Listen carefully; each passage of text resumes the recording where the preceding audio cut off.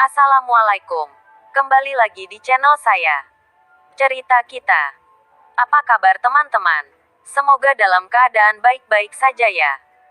Kali ini saya akan menceritakan kisah Battle Through the Heaven. Selamat mendengarkan. Bab 1. Bab 1 Genius No More. Dozili 1. Stage ketiga. Menghadapi monumen pengujian magis saat menampilkan 5 kata-kata menyakitkan yang besar. Pemuda itu berdiri tanpa ekspresi. Bibir melengkung dalam senyum kecil mengejek diri sendiri. Dia dengan erat mengepalkan tinjunya dan karena kekuatan yang digunakan, kuku-kuku jarinya yang agak tajam menggali jauh ke telapak tangannya, membawa saat-saat kesakitan yang singkat. Xiaoyan. Dozili. Tahap ketiga. Ranking rendah. Di samping monumen pengujian sihir, seorang pria parubaya melihat hasil di monumen dan mengumumkannya dengan suara acuh tak acuh. Segera setelah pria parubaya itu selesai berbicara, tanpa banyak kejutan, orang-orang di alun-alun mulai keributan, mengejeknya. Tahap 3. Seperti yang diharapkan. Jenius ini sekali lagi mundur selangkah. Sampah ini benar-benar mempermalukan seluruh klannya. Jika ayahnya bukan pemimpin klan, sampah semacam ini sudah akan dikeluarkan dari klan. Tidak ada yang akan peduli padanya, dan tidak akan ada yang namanya lintah dari rumah klan. Bagaimana mungkin jenius Wu Tan Heng Heng yang dulu terkenal menjadi seperti ini selama beberapa tahun terakhir? Siapa tahu. Mungkin dia melakukan sesuatu yang tak termaafkan dan membuat para dewa marah. Ejekan dan tawa yang diarahkan kepadanya datang dari segala arah dan beresonansi di telinga pemuda yang tak bergerak itu, seolah-olah menusuk hatinya. Dia tidak bisa menahan nafas. Dia mengangkat kepalanya untuk mengungkapkan wajah lembut dan tidak dewasa. Mata hitam legam melirik melewati orang seusianya yang mengejeknya juga. Bibirnya, yang sebelumnya penuh dengan cemoohan, berbalik untuk mengisi dengan kepahitan sebagai gantinya. Orang-orang ini, apakah mereka selalu sedingin ini? Atau apakah karena 3 tahun yang lalu mereka tersenyum rendah hati untuk memberi selamat kepada saya, dan sekarang mereka ingin mengambilnya kembali? Sambil tersenyum pahit, Xiaoyan berbalik dan diam-diam berjalan kembali ke kelompok orang. Sosoknya yang kesepian tampaknya tidak dapat menyesuaikan diri dengan lingkungan sekitar. Selanjutnya, Xiao Mei. Mendengar suara penguji, seorang gadis remaja dengan cepat berlari dari kerumunan. Saat dia naik ke panggung, gumaman dan diskusi mereda dan setiap sepasang mata berapi-api terkunci di wajahnya. Gadis remaja itu tidak lebih dari 14 tahun. Meskipun kecantikannya tidak segera terlihat, wajahnya yang kekanak-kanakan yang kecil dikombinasikan dengan kepolosannya menarik perhatian penonton. Dia dengan cepat melangkah maju dan meletakkan tangannya yang kecil di monumen batu hitam. Dia kemudian menutup matanya dengan lembut. Ketika gadis itu menutup matanya, monumen itu bersinar terang sekali lagi. Dozili, panggung ke-7. Xiao Mei. Dozili, panggung ke-7. Ranking tinggi. Mendengar penguji membacakan hasilnya, gadis remaja itu tersenyum bangga. Cektes, tahap 7 Dozili.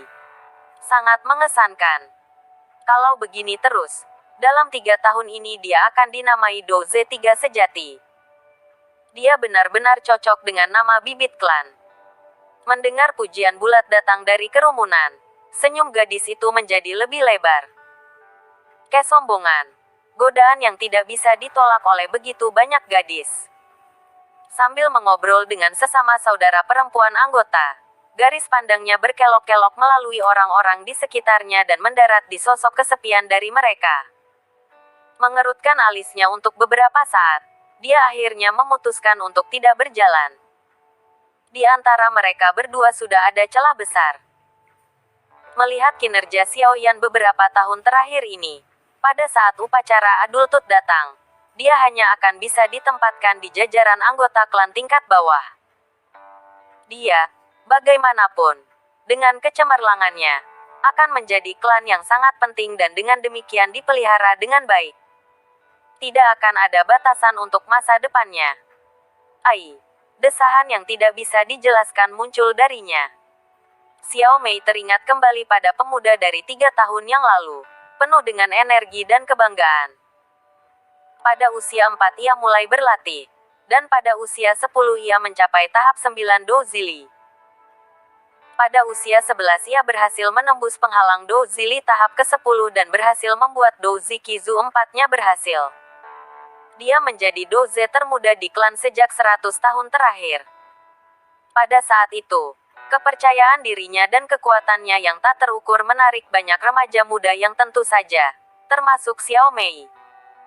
Namun, jalan seorang jenius selalu berliku. 3 tahun lalu, pemuda jenius yang ketenarannya mencapai puncak absolut ini, menerima pukulan paling kejam. Kerja keras yang dia lakukan untuk mengakumulasi dan meringkas Dozi Kizu selama 10 tahun terakhir, hanya dalam 1 malam, lenyap menjadi kehampaan. Semua Dozili dalam tubuhnya perlahan menghilang seiring waktu dan sebaliknya, rasa iba baginya tumbuh. Sebagai hasil dari kehilangan Dozili, kekuatan fisiknya menurun juga. Dari posisi jenius, dalam 1 malam ia jatuh di bawah rata-rata orang. Pukulan semacam ini membuat pemuda kehilangan keinginannya untuk melanjutkan pelatihan. Penghormatan yang pernah dikaitkan dengan anak ini perlahan-lahan berubah menjadi penghinaan dan ejekan. Berdiri begitu tinggi ke atas, dan jatuh ke bawah, kejatuhan seperti ini mungkin hanya salah satu yang tidak akan pernah bisa dia pulihkan. Selanjutnya, Xiao Sun Er. Di antara keributan itu, suara penguji terdengar lagi. Mengikuti panggilan nama yang sangat terkenal ini, sekelompok orang langsung terdiam. Setiap tatapan berbalik. Di tengah-tengah perhatian adalah seorang gadis remaja yang mengenakan gaun ungu, berdiri dengan elegan di sana. Wajahnya yang tenang, lembut dan rapi benar-benar tidak terpengaruh oleh banyak pandangan dari kerumunan. Sikapnya yang tenang dan acuh tak acuh bisa dibandingkan dengan mekarnya bunga teratai. Pada usia yang begitu muda, dia sudah memiliki suasana seorang wanita yang halus. Akan sulit membayangkan bagaimana ia akan mempengaruhi kota dan bangsa begitu ia tumbuh dewasa. Gadis berpakaian ungu ini, jika dibandingkan dengan Xiao Mei dalam hal kecantikan, jelas beberapa liga di atas. Tidak heran jika orang banyak akan melakukan tindakan seperti ini. Mengambil langkah kecil dan anggun, gadis bernama Xiao Sun Er berjalan di depan monumen batu. Dia mengulurkan tangan kecilnya dan lengan ungu dicampur dengan benang hitam dan emas jatuh di lengannya, mengungkapkan pergelangan tangan seputih salju halus. Dia menyentuh monumen itu dengan ringan. Dalam keheningan, monumen bersinar sekali lagi. Dozili, panggung ke-9. Ranking, tinggi. Melihat kata-kata di monumen, seluruh alun-alun menjadi sangat sunyi. Dia benar-benar mencapai tahap ke-9. Sungguh menakutkan. Posisi pangkat tertinggi termuda di klan telah diambil, tanpa sedikit pun keraguan, oleh Nona Sun Er. Setelah keheningan, beberapa remaja tidak bisa membantu tetapi bersiul. Peluit mereka penuh hormat dan kagum. Dozili sangat penting untuk menjadi Doze. Dozili terbagi menjadi 10 tahap yang berbeda, dan ketika tubuh memperoleh 10 tahap Dozili, itu bisa lebih baik menyingkat Dozi Kizu, menjadi Doze yang dihormati. Di tengah kerumunan orang, Xiao Mei menatap gadis berpakaian ungu di depan monumen dengan sedikit cemburu. Melihat hasil di monumen, penguji parubaya yang biasanya acuh tak acuh tersenyum, menghadapnya dan memberi selamat padanya. Nona Sun Er, setengah tahun kemudian, Anda harus bisa memadatkan Doki Zizu 5. Jika Anda berhasil, Anda akan menjadi Doze pada usia 14 tahun, orang kedua yang melakukannya di klan Xiao. Tentu saja, orang kedua. Pertama adalah jenius yang jatuh, Xiao Yan. Terima kasih. Gadis remaja itu menganggukkan kepalanya dengan ringan. Wajahnya yang tenang menunjukkan sedikit kebahagiaan karena pujiannya. Dia diam-diam berbalik, Dan di tengah-tengah perhatian orang banyak, perlahan-lahan berjalan ke pemuda yang tertindas di belakang kelompok. Saudara Xiaoyan. Di sisi pemuda, gadis remaja itu berhenti. Dia menghadap Xiaoyan dan membungkuk dengan hormat.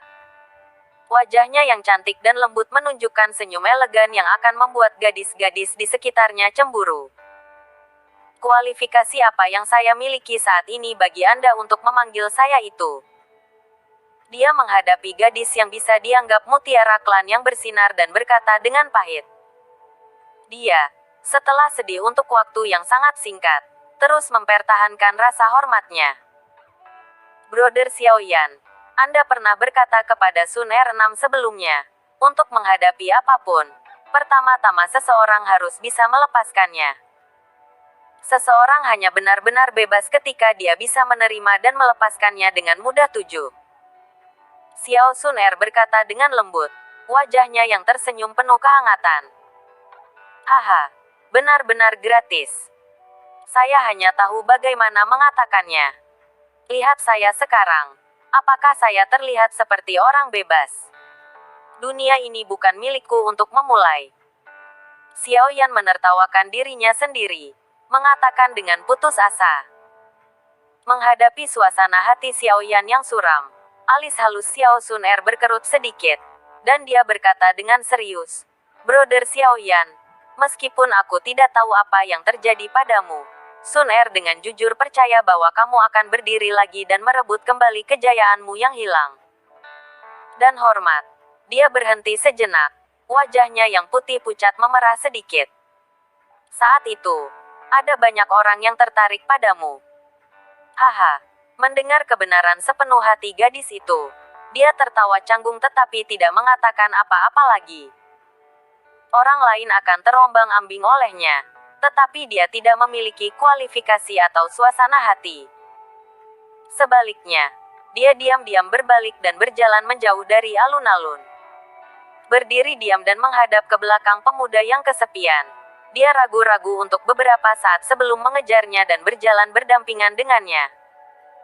Sementara itu, dari belakang peluit serigala cemburu terdengar. Bab 2. Bab 2 Doki Kontinen.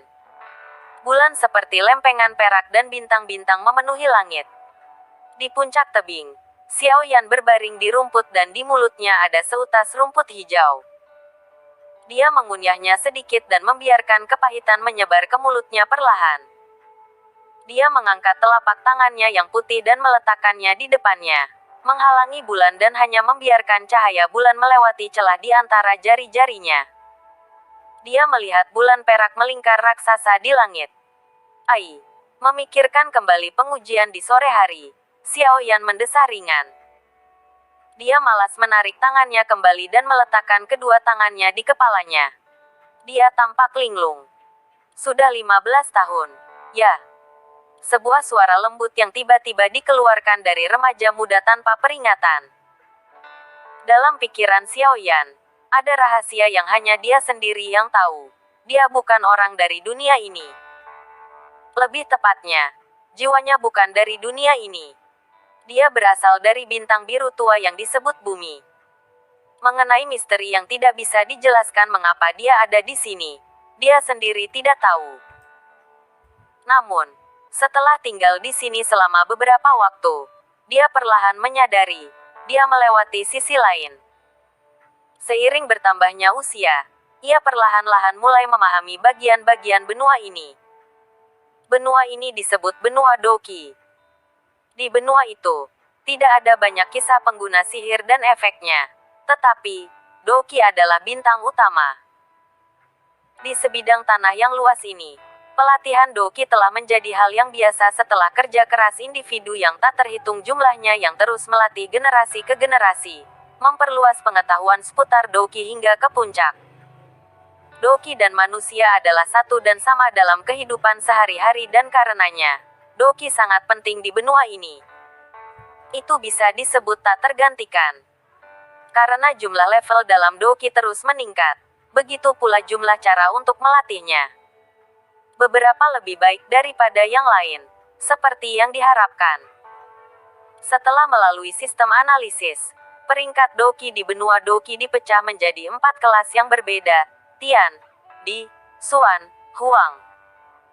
Dan setiap kelas dibagi lagi menjadi tingkat pemula, menengah dan tinggi.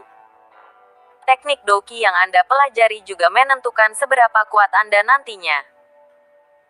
Misalnya, jika seseorang berlatih teknik peringkat menengah kelas Xuan, ia secara alami akan lebih kuat daripada orang yang berlatih teknik peringkat tinggi kelas Huang. Di Doki kontinen, untuk membedakan yang kuat dari yang lemah, ada 3 kriteria yang perlu dilihat. Pertama, dan juga yang paling penting, adalah kekuatan tubuh alami Anda. Jika seseorang hanya memiliki tingkat kekuatan bintang 1, bahkan jika dia berlatih teknik peringkat tinggi kelas Tian, dia tidak akan bisa mengalahkan master tempur kelas Huang. Berikutnya adalah level teknik. Jika 2 orang dengan kekuatan bawaan yang sama bertarung, yang satu dengan teknik yang lebih baik jelas akan menang. Terakhir adalah Doji 1.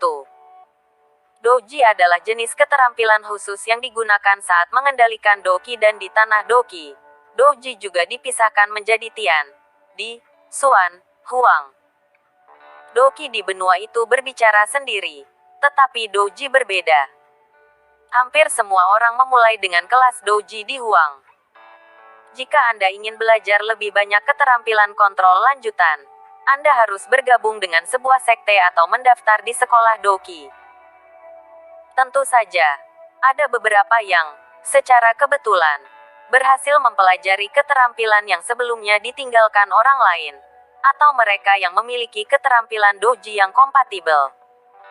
Untuk orang-orang ini, level tempur mereka mungkin sedikit lebih tinggi dari biasanya. Mengandalkan 3 aspek ini, Anda dapat menentukan siapa yang kuat dan siapa yang lemah. Singkatnya, jika Anda berhasil mempelajari teknik Doki tingkat tinggi, manfaatnya di masa depan akan sangat besar. Namun, teknik Doki tingkat tinggi sangat sulit didapat sebagai orang awam. Yang terbuka untuk umum adalah teknik kelas Huang yang normal. Untuk klan yang lebih besar atau sekte kecil, teknik kelas Xuan adalah norma. Misalnya, di klan Xiaoyan, teknik level tertinggi mereka hanya bisa dipraktikkan oleh pemimpin klan, Lion Wind Trike. Itu adalah gaya angin kelas Xuan teknik peringkat menengah. Di atas kelas Xuan akan menjadi kelas D, tetapi teknik tingkat tinggi semacam ini mungkin hanya dapat diperoleh oleh organisasi mirip negara yang kuat. Adapun kelas Tian, dalam 100 tahun, itu belum muncul sekali. Seperti yang dinyatakan sebelumnya, orang biasa yang mencoba mendapatkan teknik tingkat tinggi seperti mencoba mendaki gunung tanpa peralatan. Namun, tidak ada yang mutlak. Di dunia Doki, ada ribuan klan. Di utara, ada orang yang disebut tak terkalahkan. Mereka menyatukan jiwa mereka dengan binatang buas dan menjadi orang barbar. Di selatan, ada klan roh binatang kelas tinggi yang cerdas dan berbakat, dan bahkan orang-orang dunia bawah yang aneh dan terkenal. Karena luasnya benua, pasti ada kasus-kasus tokoh tanpa nama yang, kebetulan, terjadi pada keajaiban yang membuat mereka kuat. Atau, mungkin ada orang yang terikat oleh takdir untuk menemukan teknik yang kuat. Di negeri Doki, ada satu kalimat terkenal. Jika Anda menemukan diri Anda terjebak di selokan atau ditinggalkan oleh dunia, jangan panik. Ambil 2 langkah ke depan dan mungkin Anda akan menemukan diri Anda lebih kuat dari sebelumnya. Tentu saja, meskipun kalimat ini tidak salah, dalam ribuan tahun sejarah di benua ini, tidak ada banyak cerita tentang orang yang menjadi kuat secara kebetulan. Sebagai akibatnya, setiap hari, ada banyak individu yang mencoba menerobos dan menemukan keterampilan atau teknik baru, tetapi sebaliknya hanya kembali dengan pinggul atau kaki yang patah. Secara keseluruhan, benua ini penuh dengan misteri dan keajaiban.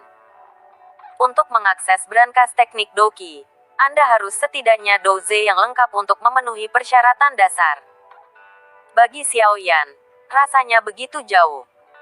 Xiaoyan meludahkan rerumputan dan dengan cepat berdiri dan membuat wajah yang gila. Dia menghadap ke langit dan berteriak, "Astaga! Bagaimana saya bisa dimainkan untuk orang bodoh seperti ini?" Dalam kehidupan masa lalunya, Xiaoyan adalah orang biasa. Biasa-biasa saja. Kekayaan, ketenaran, dan kecantikan tampaknya sejajar dengan hidupnya. Tidak pernah memotongnya. Kemudian, ketika dia datang ke benua ini, Xiaoyan terkejut. Karena serangkaian pengalaman kedua, rohnya menjadi lebih kuat daripada orang kebanyakan. Harus diketahui bahwa di benua Doki, roh Anda ditentukan saat lahir. Mungkin, seiring bertambahnya usia, itu akan menguat sedikit. Tetapi tidak ada teknik yang diketahui untuk melatih semangat Anda untuk menjadi lebih kuat. Semangat Xiaoyan yang kuat memberinya bakat, serta ketenarannya sebagai seorang jenius. Untuk orang biasa, jika mereka diberitahu bahwa mereka bisa menjadi jenius, ada sedikit keraguan bahwa mereka akan mengklaim ketenaran mereka dan menjalani kehidupan yang tinggi. Bagi orang biasa seperti Xiaoyan, ketika ia mulai melatih Douziki-nya, godaan untuk bisa menjadi terkenal akan menjadi tak tertahankan. Tentu saja dia tidak akan memilih untuk tetap tersembunyi dan terus berlatih. Jika tidak ada kecelakaan, Xiaoyan mungkin bisa tumbuh lebih banyak lagi dengan label jeniusnya. Sayangnya, pada usia 11, labelnya dicuri darinya dan dalam satu malam, seorang jenius berubah menjadi sepotong sampah. Setelah berteriak di bagian atas paru-parunya untuk sementara waktu, Xiaoyan akhirnya tenang dan wajahnya kembali tenang. Tidak peduli seberapa marahnya dia tidak akan bisa mendapatkan kembali kekuatannya. Dengan menggelengkan kepalanya, Xiaoyan merasa sengsara. Dia tidak tahu apa yang terjadi pada tubuhnya, dan tidak ada yang tampak luar biasa. Semangatnya tumbuh seiring bertambahnya usia, seperti yang diharapkan. Penyerapannya terhadap Douziki juga sangat cepat. Itu lebih cepat daripada pejuang terkuat dari beberapa tahun yang lalu. Semua faktor ini seharusnya berarti bahwa Xiaoyan adalah seorang jenius alami. Tetapi semua Douziki yang diserapnya tampaknya benar-benar hilang. Harga dirinya terpukul dan dia hanya bisa merasa tertekan. Mengambil napas dalam-dalam lagi, Xiaoyan mengangkat tangannya. Di jarinya ada cincin hitam dengan desain sederhana. Bahan yang digunakan untuk membuatnya tidak diketahui. Di atasnya ada beberapa tanda juga. Ini adalah satu-satunya hadiah yang diberikan almarhum ibunya sebelum dia meninggal. Dia mulai memakainya sejak usia 4 dan bahkan sekarang, 10 tahun kemudian, dia masih mengenakan. Itu adalah hadiah berharga dari ibunya dan Xiaoyan sangat menghargainya. Dia menggosok cincin itu dan berkata dengan getir, "Beberapa tahun ini, aku benar-benar mengecewakan ibu." Ya. Menghela nafas dalam-dalam, Xiaoyan dengan cepat berdiri dan berbalik. Berkata kepada sosok hitam dari hutan, "Ayah, mengapa kamu datang?" Meskipun Douziki-nya hanya tahap ketiga, kesadaran rohaninya mirip dengan Douze bintang 5, bahkan mungkin lebih baik. Sambil memikirkan ibunya, tiba-tiba dia merasakan gangguan dari hutan. "Ah, Yan R3. Sudah terlambat. Kenapa kamu masih di sini?" Dari dalam rumpun pohon, setelah hening sesaat, sebuah suara lembut terdengar. Pohon-pohon bergetar sedikit dan seorang pria parubaya melompat keluar. Wajahnya tersenyum lebar. Matanya terpaku pada putranya di bawah sinar bulan. Pria parubaya itu mengenakan jubah abu-abu yang terlihat mahal. Dia berjalan dengan bangga dan bermartabat dan wajahnya menunjukkan itu. Dia adalah pemimpin klan Xiao, serta ayah Xiaoyan, bintang 5 Douzi, Xiaozan. "Ayah, mengapa Anda belum kembali untuk beristirahat?" Menghadapi pria parubaya itu, senyum Xiaoyan menebal. Meskipun ia memiliki serangkaian kenangan lain, ketika ia dilahirkan, orang di depannya memperlakukannya dengan cinta dan perhatian. Ketika dia kehilangan kekuatan dan semangatnya, cinta itu tidak berkurang tetapi tumbuh sebaliknya. Ini menusuk hati Xiaoyan. membuat Xiao Yan mengenalinya sebagai ayahnya. Yan apakah kamu masih memikirkan apa yang terjadi sore ini? Mengambil langkah besar ke depan, Xiao Zhan tersenyum lagi. Haha, apa yang harus dipikirkan? Itu sesuai harapan saya. Xiao Yan menggelengkan kepalanya dan memaksakan senyum. Ai, melihat wajah lembut Xiao Yan, Xiao Zhan menghela nafas. Mereka berdua terdiam beberapa saat, sebelum Xiao Zhan berkata, Yan kamu sekarang 15 tahun, bukan? Ya, ayah. Hanya 1 tahun lagi, dan kamu harus menghadiri upacara kedewasaan, kata Xiao Zhan. Ya, ayah. Hanya 1 tahun tersisa. Tinju Xiao Yan mengepal untuk sementara waktu sebelum dia menjawab. Dia sangat jelas apa artinya upacara kedewasaan. Setelah upacara berlalu, bagi Xiao Yan yang tidak berlatih, dia akan tunduk pada kriteria mencari teknik doki. Karena dia sangat lemah, dia akan dikirim untuk melakukan pekerjaan normal di bagian lain dari klan Xiao. Ini adalah aturan klan dan bahkan jika pemimpin klan adalah ayahnya, dia tidak akan bisa berbuat apa-apa. Jika seseorang tidak mencapai doze pada usia 25, klan akan abad ke mereka. Maaf, Yan jika Anda tidak mencapai tahap dozeki ke-7 tahun depan, saya tidak bisa melakukan apapun untuk membantu Anda, tidak peduli seberapa banyak yang saya inginkan. Di klan ini, aku bukan satu-satunya pembuat keputusan. Ada juga orang-orang tua yang menungguku untuk membuat kesalahan. Melihat Xiao Yan yang damai, Xiao Zhan menyuarakan rasa bersalah. Ayah, aku akan terus bekerja keras. 1 tahun kemudian, saya pasti akan mencapai tahap 7 dozeki. Xiao Yan meyakinkan ayahnya. 4 tahap dalam 1 tahun. Ah, kalau itu aku dari sebelumnya, itu mungkin saja. Tapi sekarang, aku mungkin tidak punya banyak kesempatan. Meskipun Xiao Yan berusaha meyakinkan ayahnya, dia sendiri merasa pahit tentang hal itu. Mengetahui sepenuhnya posisi Xiao Yan, Xiao Zhan hanya bisa menjawab sambil menghela nafas. Dia tahu bahwa 4 tahap dozeki dalam setahun sangat sulit. Dia dengan lembut menepuk kepala Xiao Yan, dan tersenyum, berkata, sudah agak terlambat. Anda harus kembali dan beristirahat. Besok, klan memiliki tamu dan Anda tidak boleh melewatkan upacara. Tamu? Siapa? Tanya Xiao Yan, penuh rasa ingin tahu. Kamu akan mencari tahu besok. Xiao Zhan mengedipkan mata pada Xiao Yan yang gelisah, pergi dengan senyum lebar di wajahnya. Jangan khawatir, ayah. Saya akan bekerja sangat keras. Xiao Yan menggosok cincin sederhana sambil mengangkat kepalanya dan berbisik. Tepat ketika Xiao Yan mengangkat kepalanya, cincin hitam di jarinya tiba-tiba menyala dengan cahaya misterius dan melintas. Berkedip, Xiao Yan menyadari itu bukan manusia. Bagian 3. Pertempuran melalui surga. Bab 3. Tamu. Seorang pria muda sedang bermeditasi di tempat tidurnya. Di depannya, tangannya digenggam dengan cara yang aneh namun santai. Dadanya naik dan turun dengan damai dengan irama napasnya. Semuanya hanya sangat alami. Dengan setiap napas yang diambilnya, aliran putih pucat dari apa yang tampak seperti udara melesat ke hidung dan mulut pemuda itu, meremas tubuhnya dan membentuknya kembali.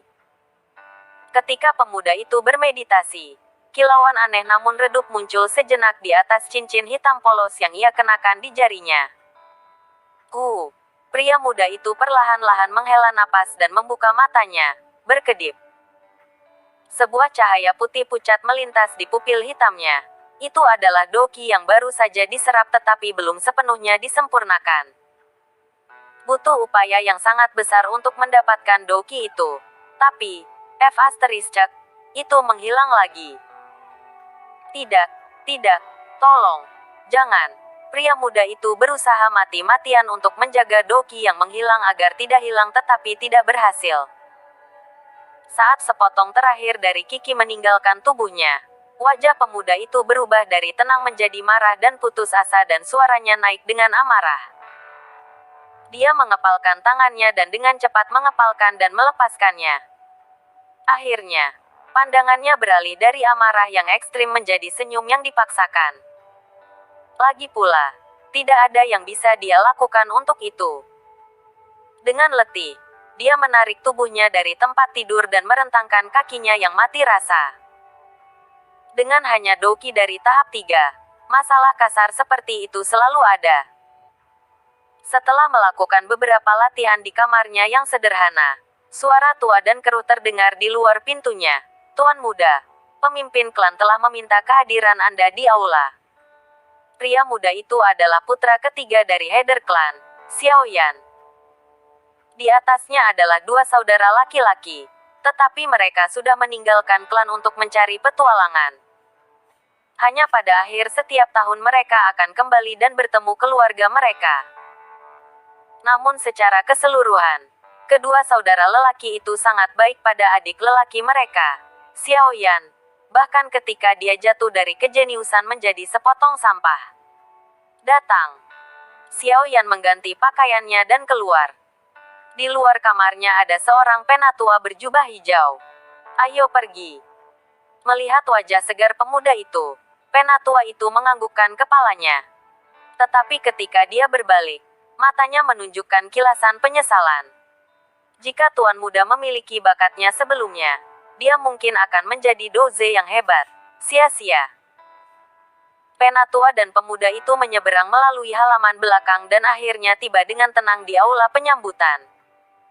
Setelah mengetuk dengan sopan, keduanya dengan lembut masuk.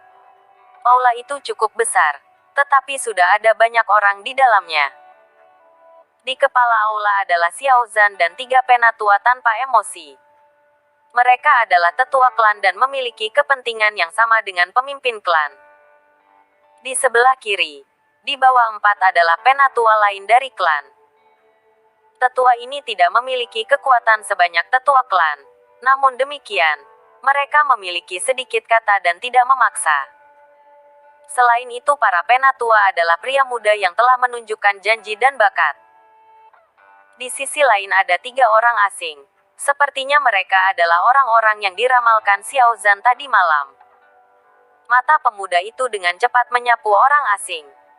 Dari ketiganya, ada seorang penatua mengenakan pakaian putih bulan. Meskipun yang lebih tua semuanya tersenyum, matanya yang kecil penuh energi, dengan gelisah memindai ruangan. Pandangan Xiao Yan merosot lebih rendah, berhenti di dada sesepuh. Di dadanya ada bulan perak dan selain itu bulan adalah 7 bintang yang bersinar. 7 bintang Dadoshi. Orang ini adalah Dadoshi bintang 7. Luar biasa. Xiao Yao hampir tidak bisa menahan nafas pada si penatua. Penatua lebih kuat dari ayahnya sendiri.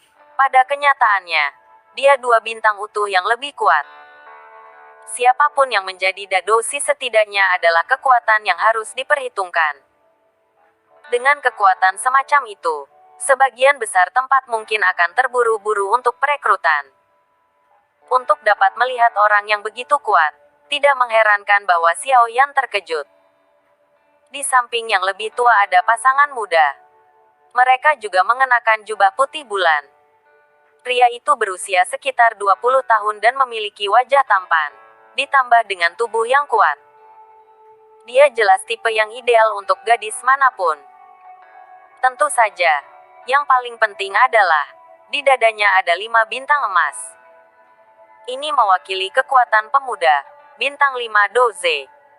Untuk bisa menjadi bintang 5 doze pada usia 20 pasti menunjukkan bakat luar biasa dari pemuda itu. Dengan wajah tampan dan kekuatan yang layak, pemuda ini tidak hanya menjadi sasaran tatapan dari gadis-gadis muda di klan. Bahkan Xiao Mei sesekali mengirim pandangan kepadanya. Tapi, penampilan yang diberikan gadis-gadis itu tidak berpengaruh pada pemuda itu. Seluruh fokusnya terkonsentrasi pada gadis muda di sampingnya. Usia gadis muda itu mirip dengan Xiao Yan yang membuat Xiao Yan tersentak. Kecantikannya bahkan menyaingi kecantikan Xiao Mei. Tidak, Ia lebih cantik daripada Xiao Mei. Di seluruh klan, mungkin hanya Xiao Sun Er yang bisa menyainginya. Tidak heran orang-orang dari klan Xiao mengejar gadis-gadis di luar klan. Di telinga gadis muda yang rumit itu ada anting giok hijau. Saat dia bergerak, potongan-potongan batu giok berdenting bersama, berkicau melodi yang indah dan menambahkan sedikit royalti kepada gadis itu. Selain itu, pada dada gadis itu berkembang 3 bintang emas. Ado 3 bintang. Gadis ini, jika dia tidak menggunakan metode khusus, dia pasti jenius luar biasa. Hati Xiao Yao jatuh. Dia memiliki talenta yang menyaingi bakatnya sebelumnya. Tapi Xiao Yao menjauhkan matanya dari kecantikan dingin itu. Tidak peduli apa, di bawah penampilan Xiao Yao yang tidak dewasa adalah jiwa yang matang. Meskipun gadis itu sangat cantik, dia menjaga dirinya dari bertindak seperti jorok air liur. Tindakan Xiao Yan menyebabkan sedikit ketegangan di dalam gadis itu. Meskipun dia bukan jenis yang memiliki seluruh alam semesta berputar di sekitarnya, kecantikan dan penampilannya tidak buruk. Pandangan acak Xiao Yan padanya adalah yang pertama baginya. Ayah, 3 tetua. Berjalan cepat, Xiao Yan dengan sopan menyambut Xiao Zhan dan 3 tetua. Haha, Yan Er, kamu datang. Di sini, ayo duduk. Melihat kedatangan Xiao Yan, Xiao Zhan berhenti berbicara dengan tamu-tamunya dan mengangguk ke arah Xiao Yan, melambaikan tangannya untuk menunjukkan kepada Xiao Yan untuk duduk. Dengan sedikit senyum, Xiao Yan mengabaikan tatapan malas, hampir penuh kebencian dari 3 tetua klan dan mencari kursinya. Tapi, dia terkejut dengan hasilnya. Dia tidak punya kursi. Hah, posisi saya di klan hanya tenggelam lebih rendah dan lebih rendah. Itu lebih baik sebelumnya. Tetapi sekarang, mereka bahkan mempermalukan saya di depan para tamu. Kakek tua ini, Xiao Yao mencemooh dirinya dengan diam-diam. Dalam benaknya, dia menggelengkan kepalanya seolah-olah itu bisa menghalangi emosi yang mengalir dalam dirinya. Melihat Xiao Yan yang tidak bergerak, anggota klan muda mengeluarkan tawa lembut, mengejek, menunjukkan kebahagiaan mereka melihat Xiao Yan menjadi bodoh. Akhirnya, Xiao Zhan menyadari kesulitan Xiao Yan. Ekspresi kemarahan melintas di wajahnya sebelum digantikan dengan alis bengkok. Penatua kedua, Anda. Oh, benar-benar minta maaf. Saya tidak percaya bahwa saya lupa tentang Tuan Muda. Hehe, aku akan pergi mencari seseorang untuk menyiapkan kursi. Penatua berjubah kuning tersenyum menatap Xiao Zhan. Dia menepuk dahinya dengan tindakan mengkritik diri sendiri. Tetapi pandangan meremehkan di matanya tidak pudar. Saudara Xiao Yan, duduklah di sini. Suara jelas seorang gadis terdengar di seberang aula. 3 tetua tegang. Tatapan mereka beralih ke Sun Er di sudut. Mulut mereka berkedut tetapi tidak ada yang mengatakan apa-apa. Di sudut, Xiao Sun Er menutup buku tebal di pangkuannya dan berkedip pada Xiao Yan. Melihat wajah tersenyum Xiao Sun Er, Xiao Yan membeku sebentar.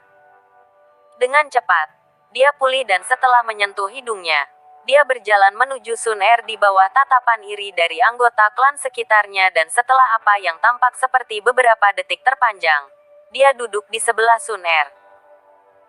Xiao Yan berbisik, "Terima kasih, kamu telah menyelamatkan aku lagi." Xiao Sun Er ringan tersenyum. 2 lesung pipit muncul di wajahnya.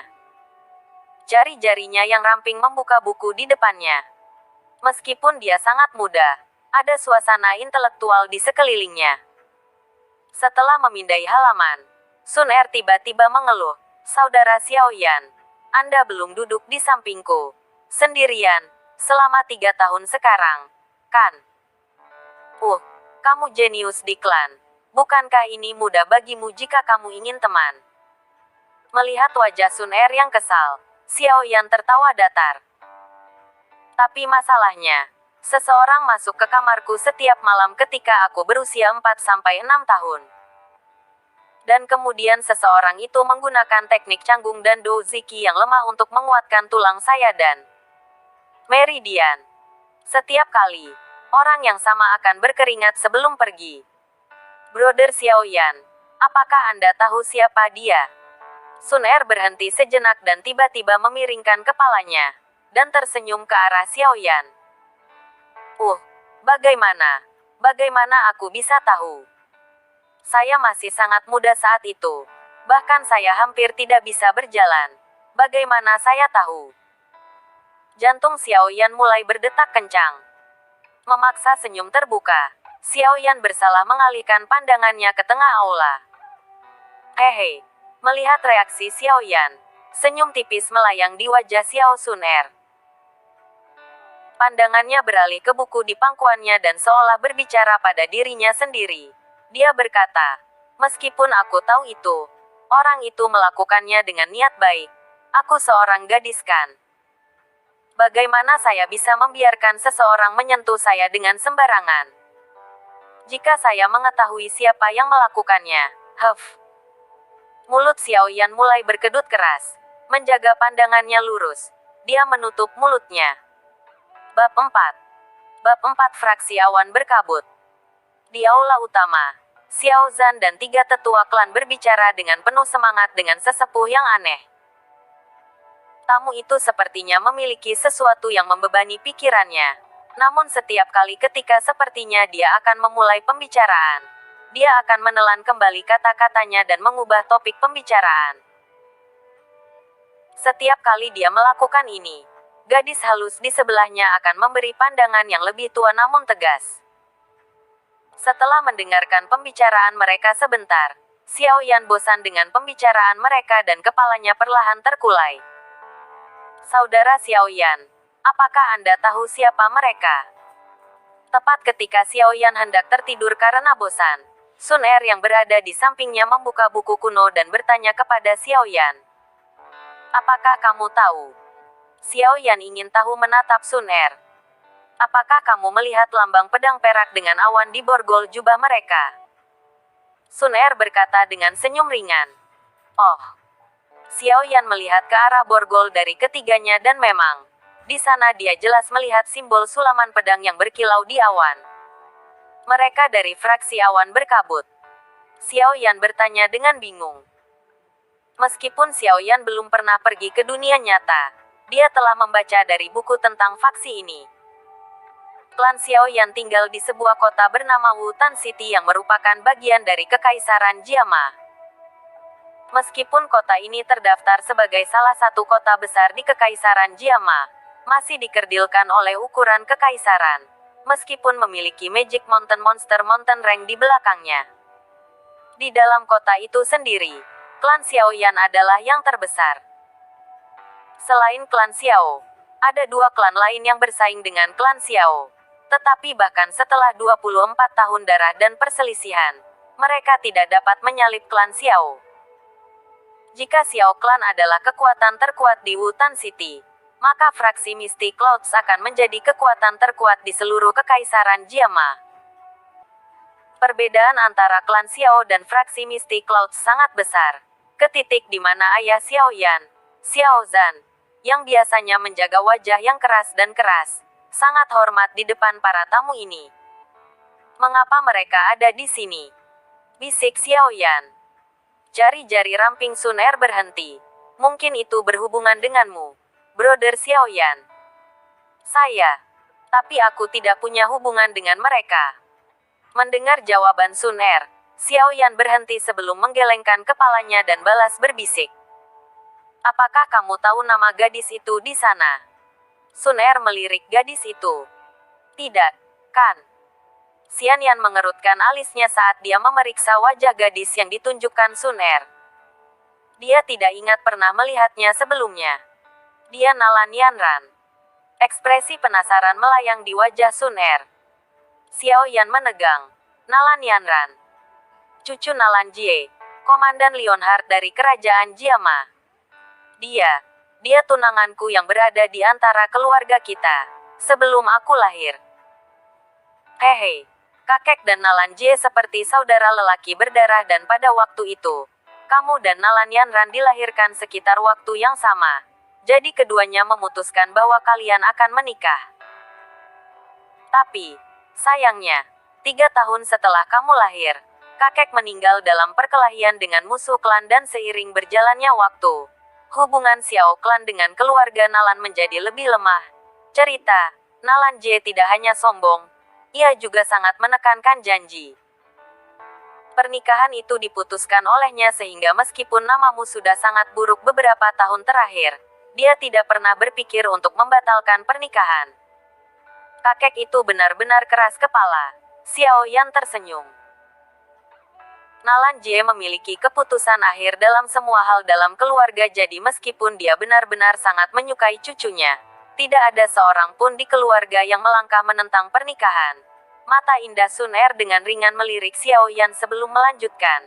Tapi 5 tahun yang lalu, Nalan Yanran menjadi mahasiswa di bawah pimpinan faksi Mystic Clouds. Dalam 5 tahun ini, Nalan Yanran menunjukkan bakat luar biasa.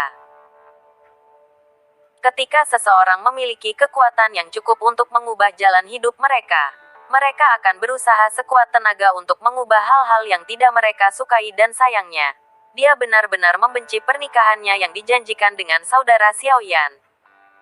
Maksudmu, bahwa dia datang untuk membatalkan pernikahan? Wajah Xiao Yan menjadi gelap. Pada saat ini dia sangat marah. Bukan karena Nalan Yanran tidak menginginkan dia sebagai suaminya, melainkan karena Nalan Yanran berusaha untuk membatalkan pernikahan dengan seluruh klan yang hadir. Jika itu terjadi maka ayahnya akan kehilangan banyak martabat dan rasa hormatnya dalam klan. Xiao Yan perlahan menarik napas. Udara dingin menenangkan pikirannya yang mengamuk. Dalam lengan bajunya, Xiao Yan mengepalkan tangannya, berpikir, jika aku adalah Dosi, yang akan berani menginjak-injak harga diriku. Itu benar. Jika Xiao Yan adalah Dosi, maka, bahkan jika Nalan Yanran mendapat dukungan dari fraksi Mystic Clouds, dia tidak akan bisa melakukan hal seperti itu. Dosi, 15 tahun. Hanya ada beberapa yang memiliki prestasi tinggi dalam seluruh sejarah Doki Mainland. Dan beberapa orang yang berada di tingkat itu ketika mereka masih muda sekarang adalah beberapa orang yang paling berpengaruh di seluruh dunia Doki. Sebuah tangan kecil yang rapuh dengan pintar menghindari lengan Xiao Yan dan memegang tangan Xiao Yan. Sun Er dengan lembut berkata, "Brother Xiao Yan, jika dia benar-benar membatalkan pernikahan, maka itu adalah kehilangannya sendiri. Saya percaya bahwa dalam beberapa tahun, dia akan menyesali keputusannya hari ini." Menyesal? Xiao Yan mencibir. Dengan kemampuanku saat ini, aku tidak memiliki kemewahan semacam itu. Xiao Yan berhenti sejenak sebelum mengubah nada suaranya. Tunggu, Sun Er. Bagaimana Anda begitu akrab dengan mereka? Hal-hal yang baru saja Anda katakan. Ayah saya mungkin bahkan tidak tahu beberapa dari mereka. Bagaimana Anda tahu semua ini? Sun Er menegang tetapi tidak mengatakan apa-apa. Melihat penghindaran Sun Er pada subjek, Xiao Yan hanya bisa tersenyum tanpa daya. Meskipun Sun Er juga bagian dari keluarga Xiao, dia dan Xiao Yan tidak memiliki hubungan darah. Selain itu, Xiao Yan belum pernah melihat orang tua Sun Er dan setiap kali dia bertanya kepada ayahnya tentang mereka, Xiao Zhan akan menggelengkan kepalanya dan tidak berbicara. Segera, orang tua Sun Er menjadi subjek yang tabu, sesuatu yang sepertinya mereka takuti bicarakan. Bagi Xiao Yan, identitas Sun Er selalu terselubung dalam misteri. Tidak peduli sekeras apapun dia berusaha, Sun Er akan selalu diam. Terserahlah. Jika kamu tidak ingin mengatakannya maka jangan. Menggelengkan kepalanya, wajah Xiao Yan tiba-tiba menjadi gelap lagi. Penatua tamu, di bawah sinyal berulang dari Nalan Yanran, akhirnya berdiri. Menggunakan fraksi Mystic Clouds untuk menekan ayah. Nalan Yanran ini tentu saja menggunakan beberapa taktik tak tahu malu. Furi mulai membangun dalam hati Xiao Yan.